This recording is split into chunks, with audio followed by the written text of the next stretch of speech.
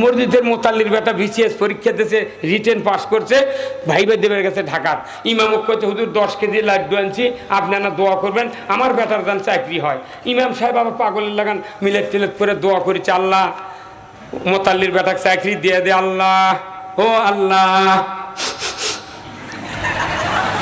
বড় লোকের কান্দা, বড় লোকের মোনাজাত হলো লাগ দিয়ে, আর গরিব মানুষের মোনাজাত হলো চুপ করে। বড় লোক যদি মোনাজাত করবে কয় জানে 500 টাকা দিবিনি, আল্লাহুম্মা আমিন, তখন ওই করতে থাকবা, কান দিচ্ছে, দোয়া কবুল হবি। আর গরিব মানুষ যে টাকা তো দিবে না, আমি কত হুজুরানা জিয়ারত আছে করেন, আল্লাহুম্মা আমিন বিরহমাতিকা ইয়া আরহামার রাহিমিন। তুই কলু কিরা মোনাজাত তো 2-3 প্রকার আছে, জানেন আপনি? এখন এই ইমাম করছে কি, আল্লাহ মোতাল্লির বেটাকে চাকরি দিস আল্লাহ, দিস আল্লাহ, দিয়ে দে আল্লাহ, দে আল্লাহ দে, সকলে আমিন আমিন করছে। হুট করে ইমামের কি মাথার তাল ঠেকেছে, করছে যে আল্লাহ চাকরি দিবেন দেন, কিন্তু বেতনটা আমার লাগান করে দিবেন।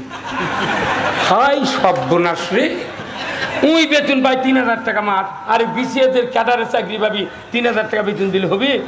মোতাল্লি নামাজ পড়ে যে হাত ধরছে, ধরে কোথায় এই বেটা তুই দোয়া করলু ভালো, তোকে আমি টাকা দেন হেন না, তুই তোর লাগান বেতন পাবি, মানে কত টাকা খরচ লেখাপড়া সে দিয়ে জানিস?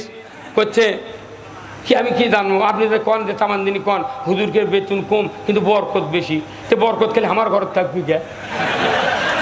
কথা কন না, কথা কন রে, এ মান্নান ভাই কথা কন না, আপনি কথা কন না, আপনি অনেক কোন বলে কথা কননি।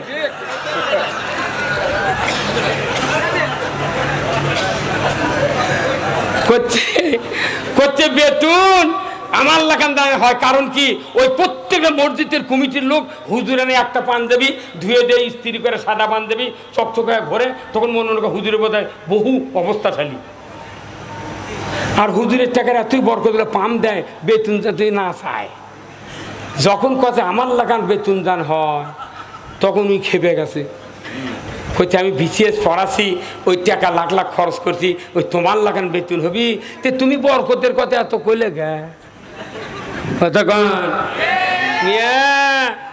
একটা মসজিদের ইমাম, মাদ্রাসার হুজুর, যারা ইমানদার, যারা নেককার, রাসূল আল্লাহ তাআলা সার্টিফিকেট দিয়েছেন কি, ইন্নাল্লাযিনা আমানু ওয়া আমিলুস সলিহাতি উলাইকা হুম খায়রুল বারিয়া। সৃষ্টির ভেতরে, আসমান জমিনের ভেতরে সৃষ্টির যত মখলুকাত আছে, সর্বশ্রেষ্ঠ মখলুকাত হলো আল্লাহর কাছে সবচেয়ে ভালো লোক হলো যারা নিজেরা ইমানদার এবং ভালো ভালো কাজ করে। আচ্ছা, কোন কাজে জাহান্নাম থেকে বাঁচবেন? একটা কাজের কথা কোন তো, তাহলে বুঝবো কিছু শিখেছেন। একটা কাজের কথা কোন, এই কাজ করলে আল্লাহ জাহান্নামের থেকে মুক্তি দিবি, একটা কাজের কথা কোন তো।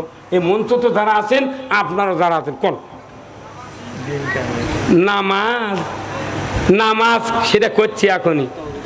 আল্লাহর নবী উহুদের ময়দানে 999 জন সাহাবী তৈরি করেছেন, একজন মাত্র সাহাবী যুবক মানুষ, নাম তার কি? হযরত হানজালা রাদিয়াল্লাহু তাআলা আনহু রাসূলের সামনে এসে বললেন, ইয়া রাসূলুল্লাহ, আমার জীবনের মায়া নাই, আমার বাড়ি ঘরের মায়া নাই, আমার পিতামাতার মায়া নাই, সংসার করতে চাই না, আপনি রাসূল জীবিত থাকবেন, ইসলাম বিজয় হবে, হুজুর গো অনুমতি দেন, বিয়ে করার প্রয়োজন নাই, আমি উহুদের ময়দানে তরবারি নিয়ে ইসলাম বিজয়ের যুদ্ধে শামিল হতে চাই। আল্লাহর নবী বললেন, ও হানজালা, খবরদার খবরদার, জেদ করিও না রে হানজালা, তোমার উপর বিবাহ করার দায়িত্ব এসে গেছে, তুমি বিবাহ করো, আমি তোমাকে রুখসত দিয়ে দিলাম। হযরত হানজালা রাসূলের কথা শোনা মাত্রই বিবাহ করার জন্য বাড়িতে দিকে চলে গেলেন, আত্মীয় স্বজনকে বলে বিবাহ করলেন। ওই রাত্রিতে বাসর ঘর উদযাপন করছেন, উনি বাসর সজ্জায় উদযাপন করছেন। এমন সময় উহুদের ময়দানে যুদ্ধের দামামা বাজিয়ে গেছে।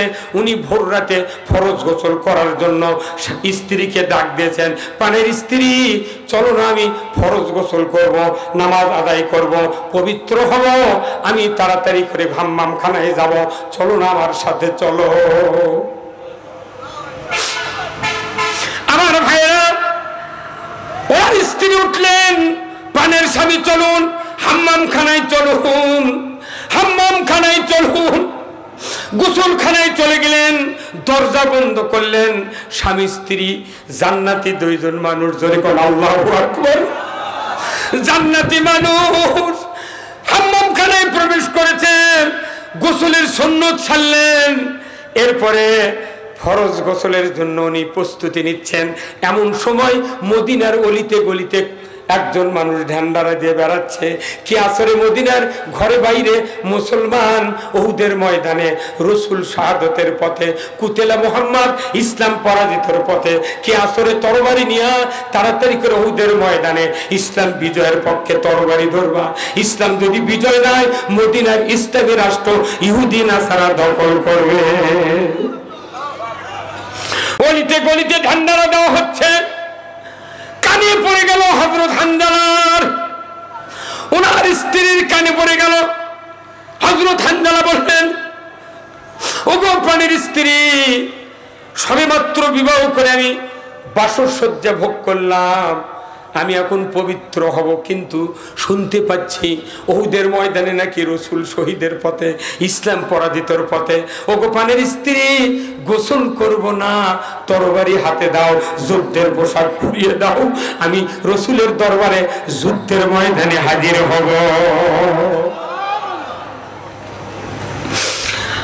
ওনার স্ত্রী বললেন, প্রাণের স্বামী, আপনি যুদ্ধে যান, তরবারি দেব, পোশাক পরিয়ে দেব স্বামী, আমি আপত্তি করব না, আপনার বিরুদ্ধে কোনো অভিযোগ দেব না, আপনি চলে যাবেন, আমার কোনো পরোয়া নাই। তবে আপনার উপর গোসল ফরজ, গোসলটা করে আপনি উহুদের ময়দানে যান, তরবারি দিব, যুদ্ধের পোশাক পরিয়ে দেব, আমি আপনাকে কিঞ্চিত সময়কে আমি কালক্ষেপণ করব না, আপনি তাড়াতাড়ি করে চলে যাবেন। হযরত হানজালা বললেন, প্রাণের স্ত্রী, গোসল করতে গিয়ে যদি নবীজি শহীদ হয়ে যান, ইসলাম যদি পরাজিত হয়ে যায়, আমি হানজালাকে কিয়ামতের ময়দানে আসামির কাঠগড়ায় দাঁড়াতে হবে। নবীর পিছনের সাহাবী, খালি যুদ্ধের ময়দানে যদি না যায় তাহলে আমাকে জবাবদাহি করা লাগবে।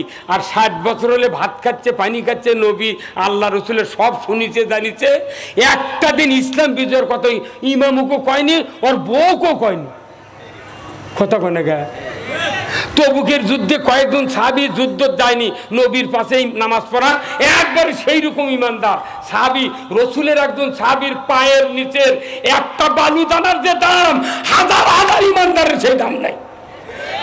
এই মানুষ খালি যুদ্ধের ময়দানে তবুকত যাবি, রসুল কথা, হুজুর আমাকে ঘোড়া তরু তাজা ভালো, গম পাকিছে, খেজুর পাকিছে, তে আপনার আনা আগে যান, আমি 2 দিন পরও যদি যাই, যে ঘোড়া আমার আছে R15 ঘোড়া, কতক্ষণে কি ভাই 2 দিনের মধ্যে আমরা আপনার আগে যা পৌঁছবো। আচ্ছা যাও, যায়নি।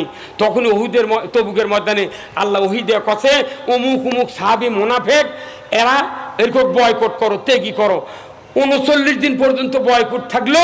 39 দিন পর ওহী দিয়ে করলো, আল্লাহ এদের মুমিন স্ত্রীরা মুমিনা, এরকম বাপের বাড়িতে পাঠিয়ে দাও।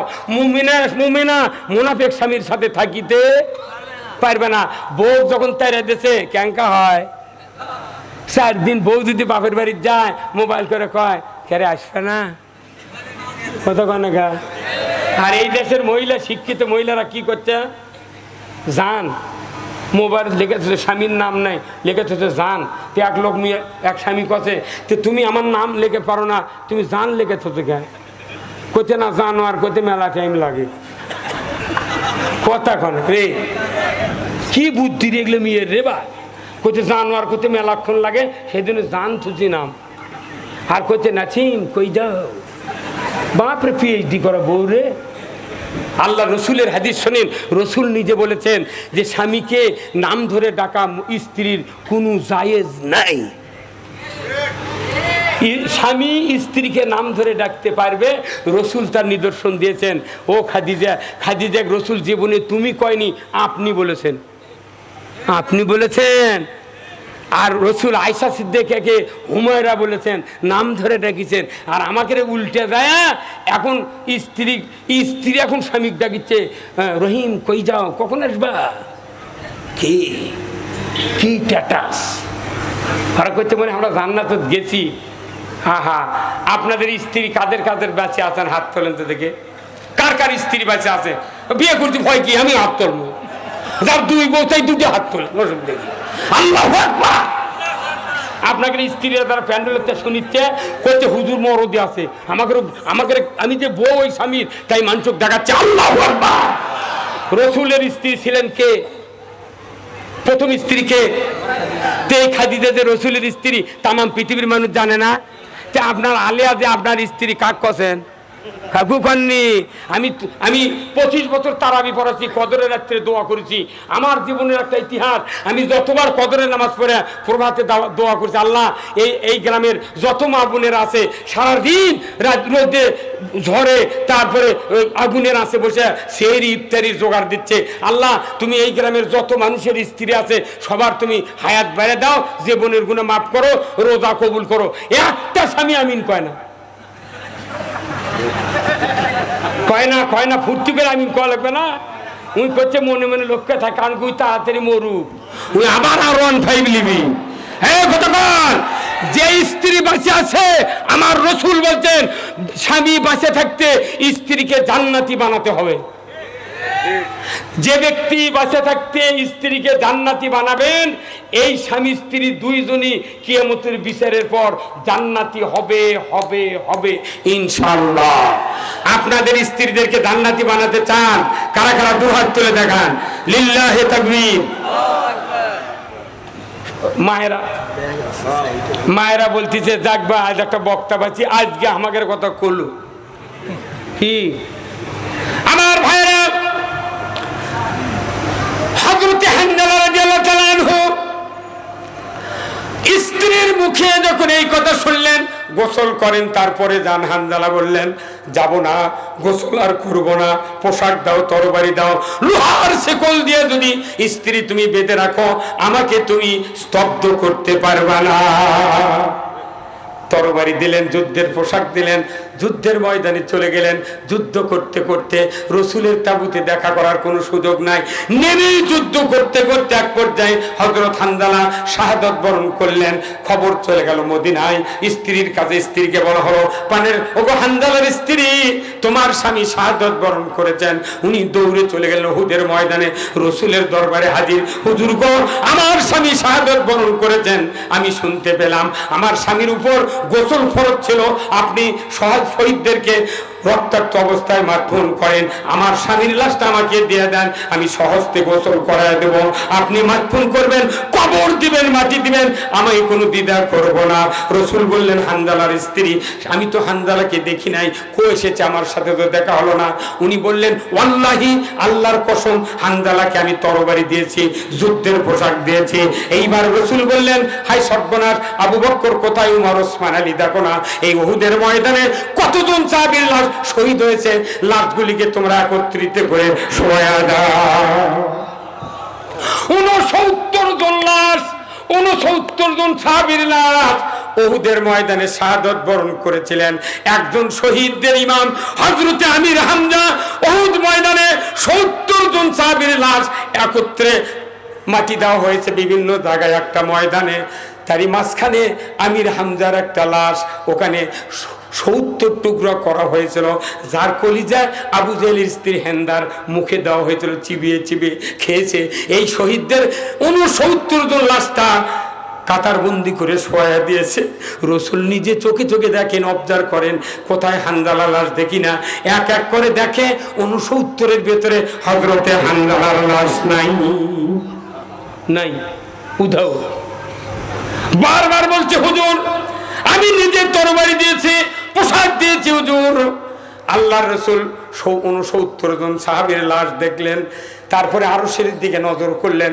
আল্লাহ বুঝতে পারলেন নবী আমার কাছ থেকে খবর চায়, জিবরাইল কোথায় রে, তাড়াতাড়ি করে উহুদের ময়দানে যাও, আমার হাবিবকে বলো যে হানজালা গোসল করে নাই, গোসলের 3টা ফরজ, ফজরের নামাজ পড়ে নাই, 2টা ফরজ, ফজরের নামাজের 2 ফরজ, গোসলের 3 ফরজ, এই 5টা ফরজ তরক করে আল্লাহর জমিনে আল্লাহর দিন বিজয় রাখার জন্য, বিজয় করার জন্য মুসলিম জানের দ্বিতীয় যুদ্ধ উহুদের প্রান্তরে হানজালা সে তরবারি নিয়ে যুদ্ধ করে করে শাহাদাত বরণ করেছেন। আমি আল্লাহ ওই হানজালার শহীদের এই রক্ত এত মহব্বত লেগেছে আমার কাছে, নামাজের মহব্বতের চেয়ে তার গোসলের মহব্বতের চেয়ে ইসলামের মহব্বত বেশি হওয়ার কারণে আমি ওই শহীদের লাশটা চতুর্থ আসমানে এনে হাউজে কাউসারের পানি দেয়া গোসল করা দিচ্ছে। ধরে ময়না ওই নামাজ পড়েনি, তারপরে ফরজ গোসল করেনি, ফেরেশতা গোসল করে দিছে। তাহলে নামাজ দামি না যুদ্ধ দামি? ওটি তখন হচ্ছে তরবারিলে যুদ্ধ, তীর ধনুকলে যুদ্ধ, আর এখন হচ্ছে ভোট যুদ্ধ। ওরা জানে যে ভোট দিলে ইসলাম বিজয় হবি, সেই দিন 16 বছর ভোট দিবে দেয়নি। আবার 1 লাখ সবই একবারে কয় না বাড়ি কি বেড়া নিলে মাথা আমার অটো হয়ে গেল। আচ্ছা, এই যে ব্যাটারি চার্জের দোকান নাই, আপনি ব্যাটারি দোকানত দিয়েছেন, এখন 72 ঘন্টা পর আপনাকে ব্যাটারি ডেলিভারি দিবি। 72 ঘন্টা পর যা করছেন, ভাই ব্যাটারি চার্জ হচ্ছে, তখন আপনি করছেন দেখে দেন, ব্যাটারি কি কবি চার্জ হচ্ছে কবি। মেকার করছে যে ব্যাটারি দেখে দেন, তখন মেকারের কাছে এই ব্যাটারি চার্জারের দোকানদের কাছে মোটা তার থাকে না ভাই, এই এত বড় মোটা তারের এই ব্যাটারির উপর 2টা বয়লা থাকে না, বয়লা ইনকে কাতলা, এই একটার উপর ইনকে আঙ্গুল যে তারের মাথা ডাবে ধরছে, আর একটা মাথা লেগে আর এক বয়লার মাথা ইনকে করে বাড়ি মারছে, তখনই ব্যাটারি করছে প্রাক কথা বলে, তখন ব্যাটারি নিজে করছে আমি ফুল চার্জ। তাহলে একটা ব্যাটারি 72 ঘন্টা যদি চার্জ দেয়, একটা জড় পদার্থ ব্যাটারি, তাই যদি 72 ঘন্টা পর কয় প্রাত, আর আমাকে শিক্ষিত বোঝাতেন আর 4 মৌলবি চার্জ দেন বারে। আপনি এখনো খোলেন না চার্জ হচ্ছে।